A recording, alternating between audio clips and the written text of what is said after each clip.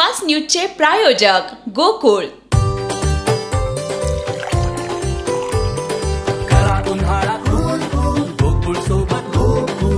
गोकुळ सोबत गोकुळ। जम्मू काश्मीरमधील बारामुल्लामध्ये चकमक, 2 दहशतवाद्यांचा खात्मा, 1 जवान जखमी।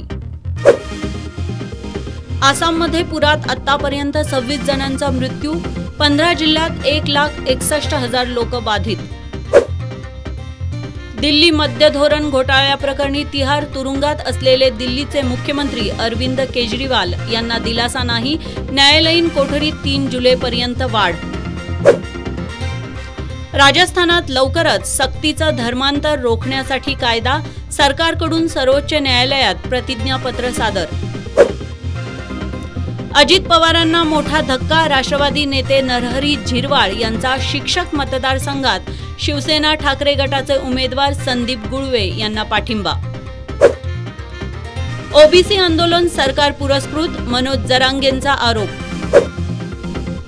छगन भुजबळ आणि जरांगे पाटील यांनी एकत्र येऊन आरक्षणावर तोडगा काढावा, आमदार बच्चू कडूंचा सल्ला।